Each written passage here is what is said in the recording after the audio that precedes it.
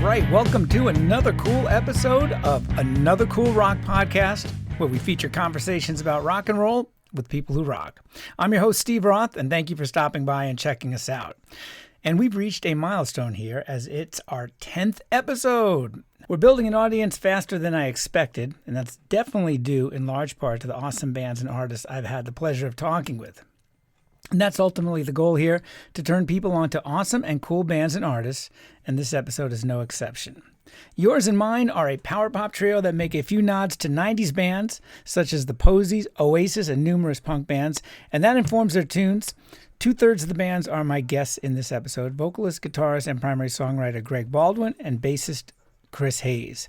As their bio notes at yoursandmindband.com/home, Baldwin's hook-filled melodies and ringing Peter Buck-influenced Rickenbacker beside the muscular rhythm section from Hayes and drummer Dan Winterstein both set Yours and Mine apart from the crowded power pop resurgence in today's indie rock landscape and announced themselves as one of the premier new voices of the genre.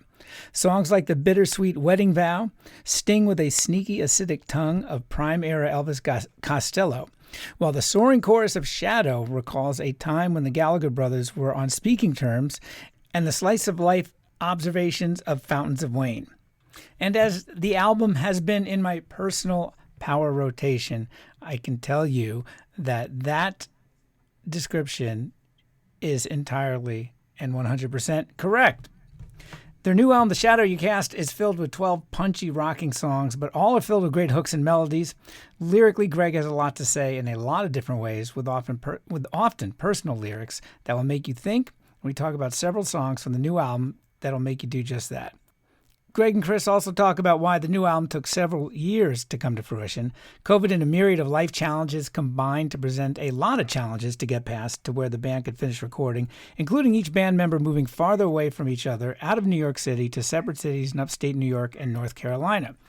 The guys also got into how they recorded the album as well as the songwriting process, the importance of great sequencing, as well as their plans for new music and figuring out how to release that, and some upcoming New York concert appearances this fall, including playing International Pop Overthrow. So enjoy this episode, then immediately afterward, check out the album from Yours and Mine, The Shadow You Cast, at Spotify, iTunes, and Amazon Music, or get the CD via your favorite indie record store or via their label coolcatmusic.com, and the letter K in those three words are all replaced with the letter C in that URL. All right, without further ado, here's my conversation with Kris and Greg from Yours and Mine.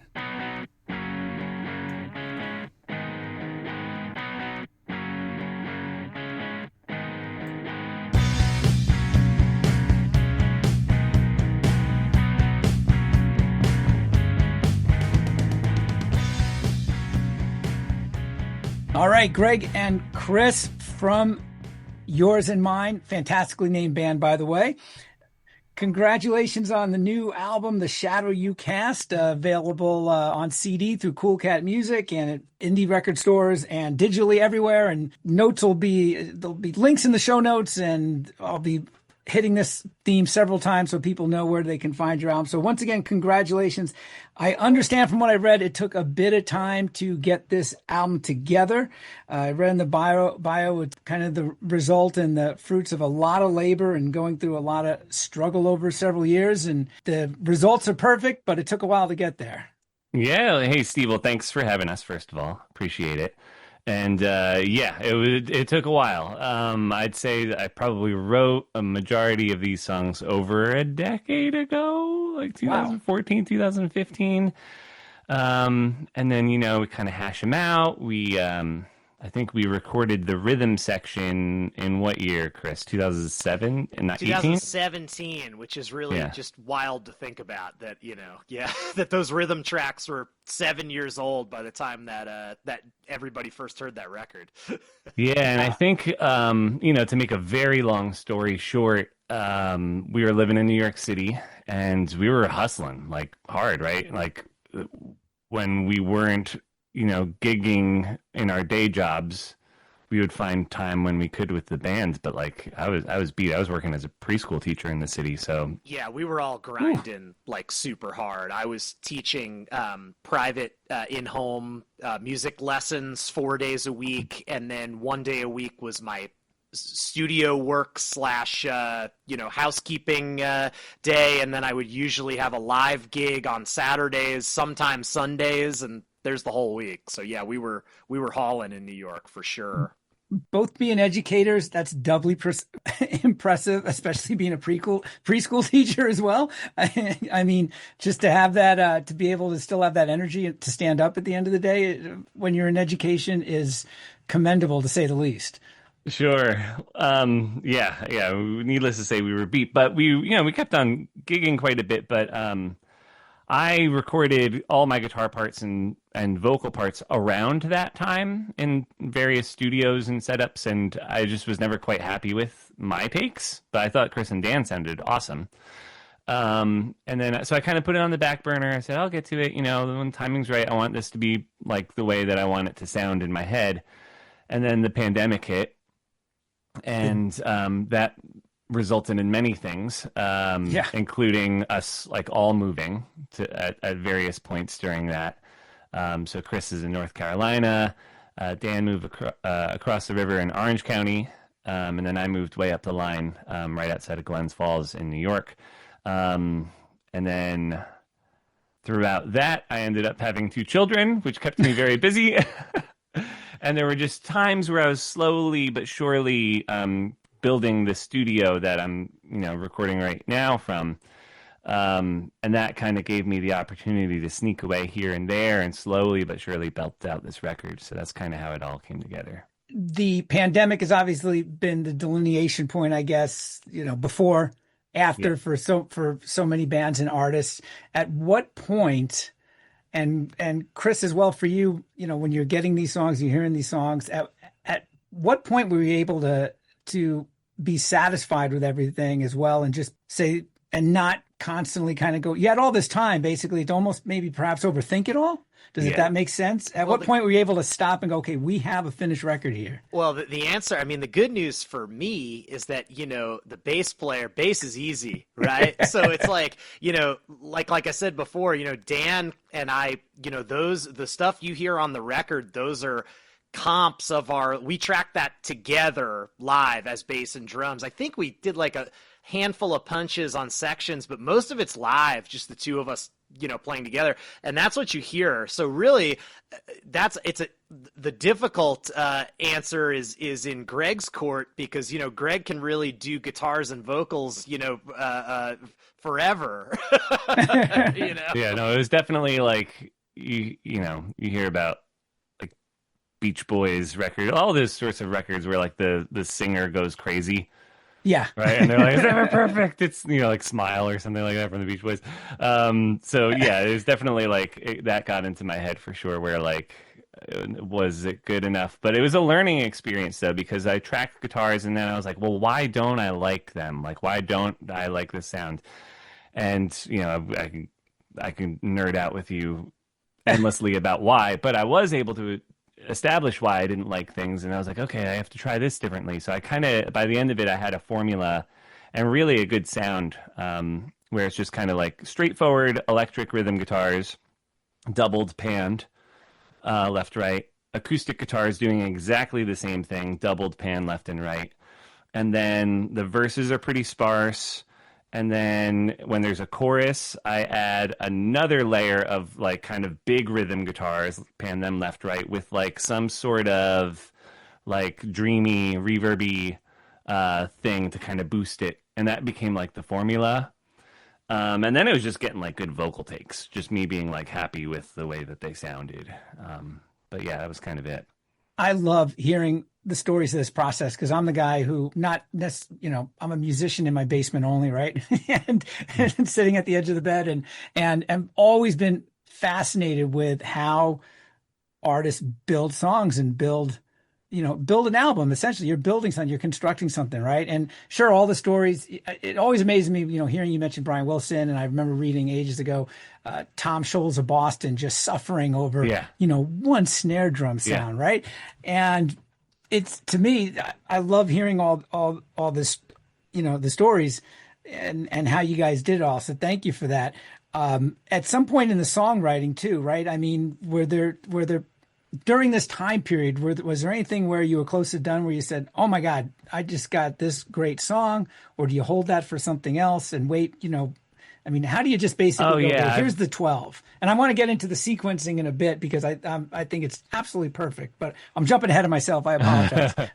No, I've got 20 plus in the bank right now. So there was kind of a cutoff point, but that one was pretty.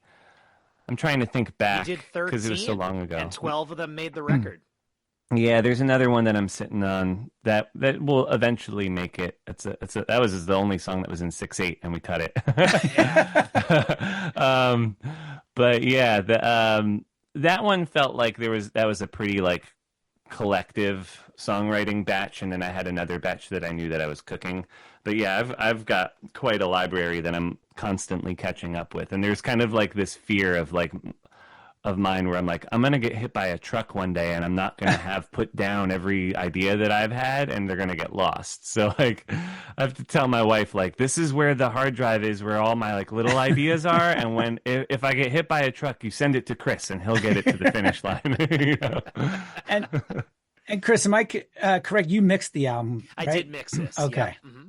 Obviously, there's some great collaboration there. You guys are a hell of a team, and I love the fact everything is in-house, which I think as an indie band you really have to be nowadays. Well, and Greg and I have been playing music together since 2006. Greg, is that right? Yeah. And so Greg and my other good friend Pat King, we all kind of met around the same time. I play in Greg's band. I play in Pat's band called Labrador. And so these guys are when I moved to Asheville, a lot of people were like, well, are you going to start a band down in Asheville? And I'm like, well, I hang out with musicians and we go on hikes and go out to dinner and stuff. But I've got, almost 20 years in the bank with these guys. And it's just right. I know that we finish each other's musical phrases basically. Right. So. Right. I want to get into influences because your bio mentions the 90s and bands like the Posies, Replacements, 90s Alternative, Oasis. That's a great reference point for anyone to discover a new band, I think. For me, I mentioned this before we started recording. Kris, I saw in a press photo you wearing a Cheap Trick shirt. So as soon as I see that logo, I'm just like, okay, the odds are good. I'm going to really dig. Well, and Steve, the fun part about that press photo too is that Greg, wasn't that taken in 2018 or something like that? Oh yeah, it was a long time ago. And that's still our bread and butter press photo. Yeah. Well, I still had hair. It looks very cool. I mean, just the backdrop. All your press photos. I'm a real visual sort of guy, and I love the album cover, by the way. But those press photos definitely work. You can tell. I'm assuming they were shot all in New York. And again, links in the bio and the show notes and everything. But it's yours and mineband.com where you can see all that stuff. .com/home. I have. Yes. There's a weird. I'll get into it if there's a website thing. The .com won't work, but the /home will. Awesome. But yeah, you can find it at yours and mine band is our handle everywhere, so you can find us there. Cool. So all that said about influences, who else inspires you? Who might have influenced you that people not expect to hear? It doesn't necessarily have to be artists or bands. So yeah, I mean, it's definitely 80s and 90s college radio stuff, right? That's kind of the obvious influences. I mean, Kris and I love Green Day. And it's that, the Dookie, Insomniac, Nimrod, Sure. Warning, and an American Idiot. Those are kind of the pillars for us. And so yeah, there's definitely a lot of pop punk influence there. Bands like the Gin Blossoms. All right. Just kind of those really guitar forward pop bands. Fastball, right, Kris? Oh yeah, definitely. Totally. It's funny. I was just listening a couple of weeks ago. The album, all their albums have been great. The album following that huge album with The Way. Mm-hmm. If you slept on that, because you just only knew them for that song, you're missing so much more. But All of their sorry for the records sidebar. have great tunes on them. Yeah. Miles and Tony are like fantastic writers. They really, really are. Yeah. And even the record before they got big that Jerry Finn produced. Yeah. Check that out. Right. I haven't heard Yeah. that yet. Mm-hmm. What are some other ones that I'm like forgetting? Matthew like, Sweet, I would say, but I mean, I don't know. That's probably like obvious if you listen to it, Yeah. right? Like, I mean, what about like the Loved Ones, or like oh like yeah, kind of some totally. of those like I mean, punk Greg bands. and I are like are originally punk guys at heart, Sure. so definitely like aughts, Fat Records, Epitaph bands for sure. I mean, that's definitely Bad Religion's been my favorite band for like close to 30 years. So yeah, I mean, for me, it's like punk is always kind of like first and foremost, but it's also like where do you draw the line? I mean, it's like Right. is REM Murmur, is that a punk record? Like, kinda. Yeah. Yeah, I suppose you could put it there. I think the overarching theme of this all is that all those bands you mentioned, I mean, all those songs, all their music, just about everything is filled with just earworms, right? Immediate hooks, fantastic melodies. And that's what grabbed me from you guys. And I know your bio and different things. I've read different reviews, put you in the power pop category, which those are two of my favorite words together. And it fits, but there's a lot more depth, I think, in my opinion, to your lyrics. And I want to get into that, but I mentioned the sequencing, and I'm an album guy. And even with Spotify, that's still how I want to hear the whole work. Even if it's an EP or it's a full album, I want to hear everything from track 1 to track 12. And The Shadow You Cast is perfect like that. And been listening, spending a lot of time with the record. And the first 3 songs, I'm Not Ready to Go, Pushing Up Daisies, and Wedding Vow, just absolutely grab you. And it's just absolutely perfect. So how did you guys figure that out, the placement of the songs? And I appreciate the fact that clearly, I think, tell me I'm wrong, there's some thought to that in a world where people just listen to tracks. Oh, for sure. And Kris, like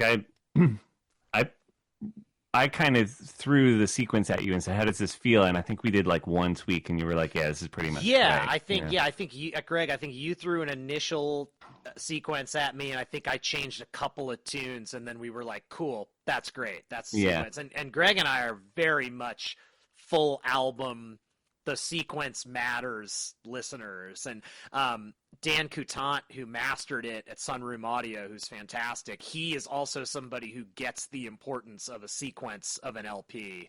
And so it's just, everybody who worked on it, it's like, we're full album people, know?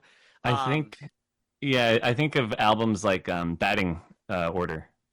Oh man, that's a great analogy. You know what I mean? Sure. So like you want to get everybody on base. You don't put the home run hitter first.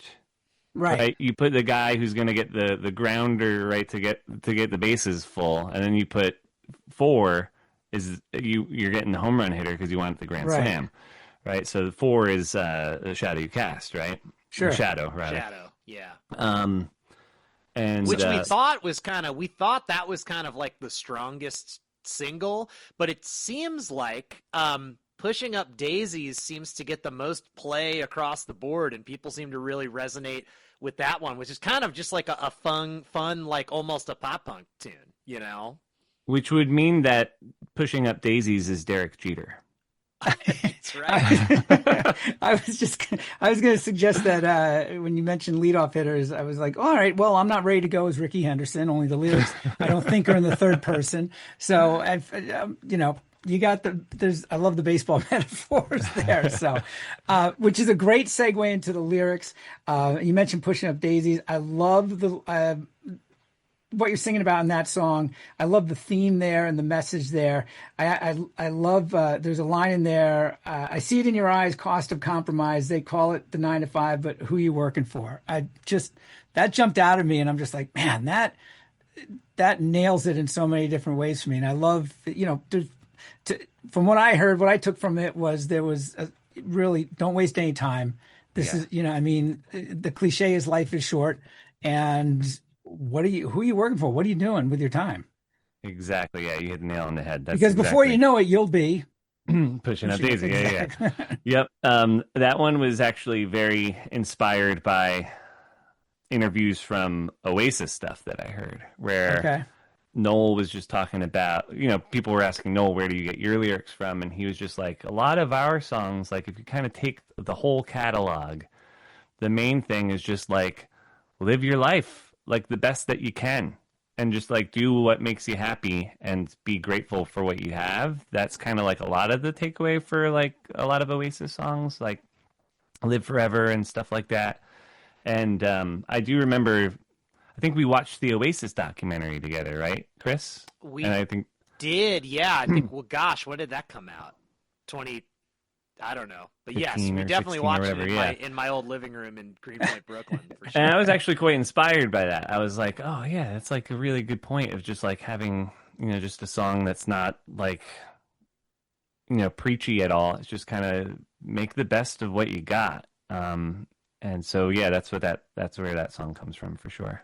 And I also think too, Greg, I'm just going to say, objectively, I feel like a lot of the writing you did you were in kind of a transitional period in your life at that point. So I think a lot of what comes out in the writing to me when I hear the songs is like, you gotta follow your heart and like do, it's only limited time. So it's like, do what makes you happy, basically.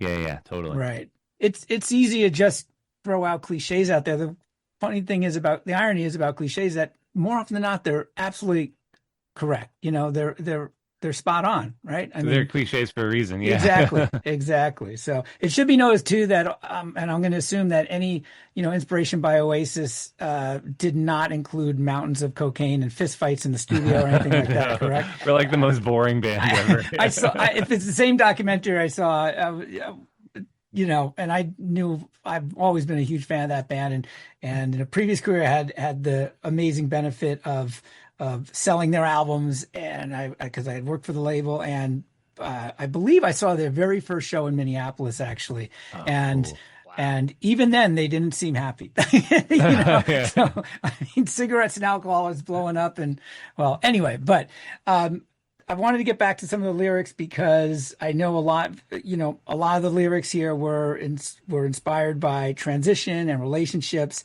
And there was a couple that really hit home for me. The here and now, from what I took from that, it seemed like it was a good motivator for anyone with doubts about the relationship. And I got to thinking where, in my life, there's been, far more failed relationships than there have been successful relationships, culminating in a second marriage that is fantastically successful. And so listening to that, I just thought, okay, this is really, I kind of wish I knew those lyrics about 10 years ago.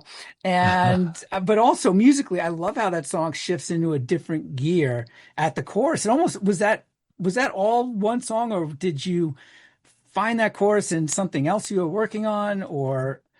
Yeah. Oh man, I wish I could go back to where, like physically where I was when I wrote that. I mean, it must have been in the Astoria apartment somewhere, but because I can kind of jog my brain a bit. But it felt cohesive. We were talking about influences before, and maybe ones that you don't think about so often. And Ryan Adams was definitely a big one on that particular song. You hear a little bit of the Ryan Adams and some other stuff, and I know that he's kind of separating the artist from the person, right? He's in the doghouse by necessity. yeah, but for what it's worth, he put out a good chunk of tunes, but yeah, so I remember that, and that kind of with the Replacements, like late Replacements was like a influence there on that song. But okay. Going back lyrically to what you were saying, yeah, gosh, I'm trying to remember. So I wrote that song. So I don't want to drag too much dirty laundry into an interview. I kind of just leave it with the lyrics. But I was in a relationship that was kind of going south, and I wrote that song almost as like a Hail Mary, like last ditch, like it's gonna be all right sort of thing. And it was all like, in retrospect, it's kind of sad looking at that song because the song has this glimmer of hope, saying like it's rough right now, but like I'm in it, like we're good, and that relationship didn't pan out. And yeah, like looking back, therapy wise, I'm like, ooh, yeah, that was me, like desperately trying to cling on to this thing that was falling apart. The background of that song is super interesting because, like I mentioned before, for to me it sounds like it's almost like a motivational speech a little bit, some good advice, a little bit of motivator if you're struggling in a relationship. So Yeah. it's a fascinating irony there. Yeah, it's interesting, yeah, to see when you're writing something and the perspective of things and how they change. And yeah, but I do love that song still. Yeah. It's a pep talk for sure, Yeah. no doubt. But as what came out of it is this sort of like "Don't Tell a Soul" meets "Love Is Hell" kind of thing. Yeah, nice, Kris. It's funny you mentioned "Don't Tell a Soul" because and before you mentioned later replacements, because now that I think of it, I'll listen to it again and I will hear that. And I'm the type of person where very often it takes me a while to go, oh, okay, I can hear that because I'm just hearing the music as it is. There is aching to be in that song. Yeah, sure. And that is probably my favorite Replacements album, which most people don't say. I just so good. Yeah, production wise, song wise, it's fantastic. So, another song I just want to ask you about as well. And again, all the lyrics have really such depth, but "Wedding Vow," and it's upbeat, but it's kind of wistful, and obviously, I'm going to guess it's very personal. Yeah, yeah. So this is the same relationship that we're talking about here, and that one I wrote probably right after the Here and the Now, when I knew it was over, and I was engaged to this person, and it didn't pan out, and I've been there. and yes, I wrote it, but like I don't think we had even broken up yet, but I knew in my mind that it was over, and like we were like a month away from breaking up. I remember I wrote the song and I was like, shit, I don't think I could like sing this song publicly until this is solidified and done. And I think I played it for you, Kris, at a band practice prior to this breakup happening. And I was thinking, Kris must know. I remember this rehearsal actually pretty vividly. It was at the old, the Space in Greenpoint, the original one that was right by House of Vans before that closed. Yeah, I remember that day for sure. And were you like, oh shit, I guess they're done? Oh, I mean, it's like, I don't know. I mean, Steve, I've been married. I'm on my second marriage as well. And so it's like, it's like, we all know, it's like when the writing's on the wall, the writing's on the wall, and that last month or two is usually pretty brutal. So. Yeah, and certainly when the writing is on the wall, sometimes, at least in my case, you either don't want to read it, ignore it, or you don't have your contacts in and can't see it at all. Exactly. So, totally. Yeah. I mean, it was pretty obvious to me, but yeah, when you played me that, I think we were waiting for Dan to show up for practice, and you were like showing me a couple of new tunes. You showed me that one. I was just like, oh. Yeah. And what's funny is that this happened in like 2017. I think. Yes. That breakup and whatnot, and this record came out in 2024, right after like getting married and having children. And I remember someone reached out to my wife Heather and was like, "Is everything okay? What's this song about?" And I was like, "Oh my gosh, this was like a relationship ago and a lifetime ago and like very very long time ago." And she was like, "No, it's all good. Don't worry." Well, that's funny. It's impressive that you stuck with those songs and put this on an album, because it's very, I mean, confessional, and it really is a lot of insight into what was going on at that time. But when the record comes out, it's a complete 180, correct? I mean, a lot of artists might have just shied away from that and go, I don't want to go there. I don't want people to go there. And so I'm impressed that this is it. These are great songs and I'm putting it out there. I think it was actually easier to release it later because I felt so distant from it that I was like, oh yeah, it's all water under the bridge now. Then it was very hard. I think it actually would have been harder to release it then than it was now. So yeah. Interesting. So what's upcoming for you guys? I saw on the on your website, looks like there'll be hopefully some fall shows. Where are you guys at right now? What are you working on? What's upcoming? Yeah, we're playing the International Pop Overthrow Oh, Fest. is that in LA? We're doing the New York one. Oh, New York. Okay. But yeah, it's all over the place. Yeah. Oh, They did an fantastic. awesome job with that. But yeah, we'll be there in November. I think that's I'm not sure if I could say which date it is, but we'll be there. It'll be on the website. Coming soon. Yeah, yeah. And then we'll probably piggyback some shows in the tri-state area around that show. So yeah, that's coming up.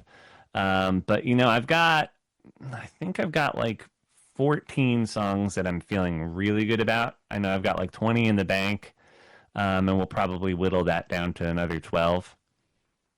But yeah, Kris, you've heard a lot of those demos, and it's I don't know, what do you think of them? Yeah, I mean, some of them are songs that we've been playing for a while, so it's like, they're just kind of reaching their final forms. Yeah, and the way that we work now, all being in different cities, I mean, Greg and Dan both live in New York State, but they're decently far away, is we all have home studios. So basically, Greg has a whole sketch in a DAW for us, in recording software, for listeners. And then we will basically listen to kind of what Greg is thinking. And then we'll say, okay, you know what? I think I want to kind of do this thing, and track the part and send it Greg's way. And Greg will say like, wow, great call on blah, blah, blah. Or he'll say, oh yeah, you know what? Actually, just do it the way that I wrote it, So, but yeah, more tunes. Oh, Greg, the Beats tune. Oh yeah, we put out that was fun. We put out a song with it's called Going to the Movies, and it's with I'm blanking on this label's name. You edit sorry. this part out. Put you on the spot. No, that's all good. Where are we? We put it with a few good records. Put this together. A friend of ours kind of connected us with them, and they're doing a compilation of fictional bands from movies. What a cool concept. I loved it. Yeah, I was like, I love fictional bands, but by the time I got to it, a lot of the really, really good ones were taken, right? So like the Wonders were taken. Oh, that's probably the first one to go. Josie and the Pussycats. Yeah, so all these good ones were taken, and I was really like trying to think, okay, what are some like good ones that were left? And I was like, I know one that I love, which is the Beats from the cartoon show Doug from the 90s. Wow. But that's not a movie per se. There was a Doug movie, but the Beats weren't in the Doug movie, if we're being technical. But I asked them, I said, hey, can we do the Beats? Can we do Killer Tofu? And they were like, yeah, why not? That's fine. We'll stretch the rules a little bit. Let it slide. That's really cool. That is an awesome concept, because I'm thinking now, popping into my head, Spinal Tap, of course, Stillwater. Yeah, the Wonders. Maybe if someone wanted to, they could do the Oniders if you know the movie. So yeah. I wanted to do Josie and the Pussycats, actually. Like, I think that the was it early 2000s MTV movie that they made. Right. That was oh my God, like Adam from Fountains of Wayne wrote a song. Yeah. The guy from the Counting Crows wrote a song. So there was all these like killer songwriters that were on that team. And then it was like, I think it was the band Letters to Cleo, isn't it? Oh, right. Yeah. I think I have that CD somewhere here. Yeah, I remember that. Yeah. And it's so solid. I was like, I want to do one of those, but it was already taken. So whatever. So the music that the non-fictional band, that yours and mine, the songs you're just alluding to, that you're working on, is there a plan for a quick follow-up album, or are you going to release them as singles, EPs? As much as I love albums, what I love more is not having to wait, a long time between records, and constantly having something. And in this world with digital distribution and, So we're trying to figure that out, Steve, actually, because the demographic that likes yours and mine, I think, likes full albums. And, we started off talking about the album sequence. Sure. And it's like there's, the proof's in the pudding right there, right? But yeah, it's really hard to resist the urge to like, oh, like these two are fully mixed and mastered. Like, let's put out and definitely from a digital perspective, you kind of get more darts to throw at the board if you do it as singles. So yeah.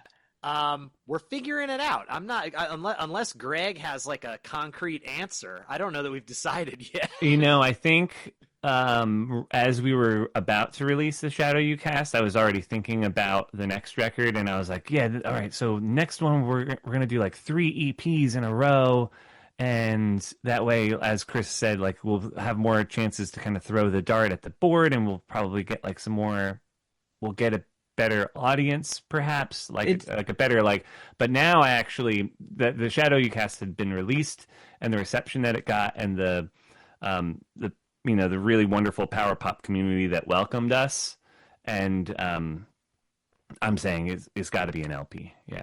Yeah, I think you're okay.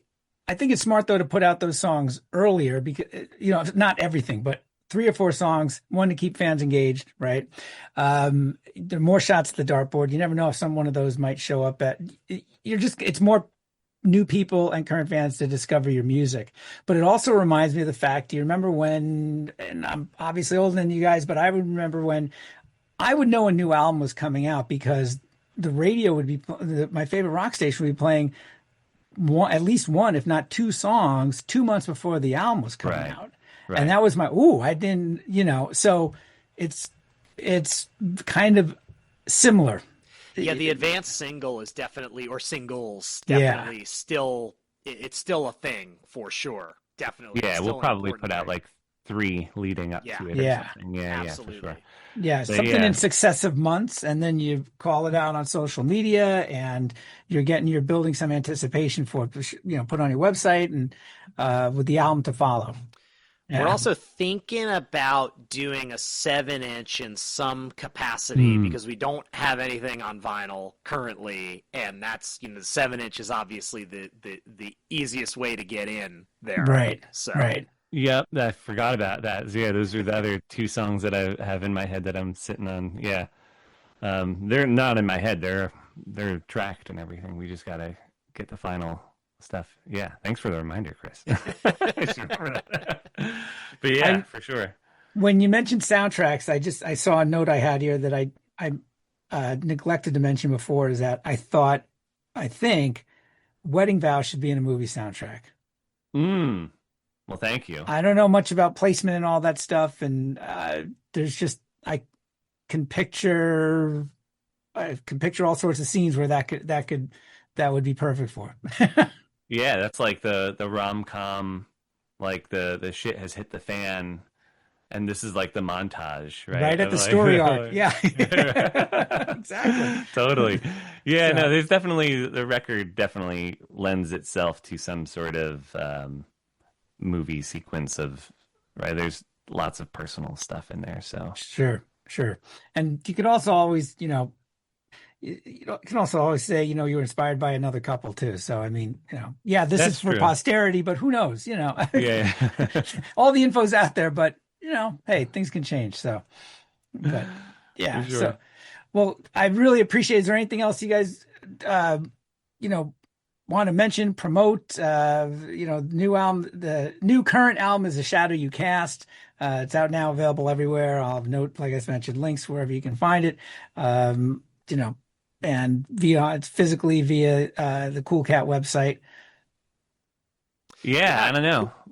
Cool Cat's got the CD physical. The digital is everywhere you can stream anything. And then November International Pop Overthrow, and then the way we kind of like to book stuff is usually one bigger opportunity will kind of present itself, and then we'll book a few things around that. So definitely keep your eyes peeled on socials. Is it at Yours and Mine Band, Greg? Yeah, at Yours and Mine Band is pretty much at all Great. the handles for sure. Cool. Instagram's kind of the driver as it is for most bands. Sure. But definitely, November I believe will be the next time we're in live action. Right on. Well, very cool. Well, I appreciate the time, guys. It's fun to talking to you, and I genuinely love the record. Thanks so much, Steve. We appreciate being on. Thank you. Thank you, Steve. This is a blast, and we're thrilled. Thanks so much for the kind words. Awesome. And I had a blast as well talking to Greg and Kris from Yours and Mine. As we mentioned during the episode and in the show notes, you can check them out at yoursandmine.com/home.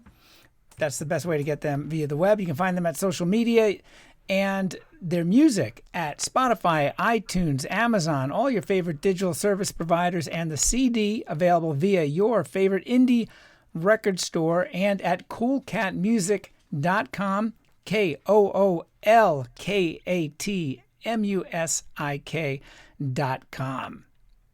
Hope you enjoyed the episode as much as I enjoyed talking to those guys, and want to say once again, thank you for downloading and checking us out. As always, be good to yourself and be good to other people. Take care.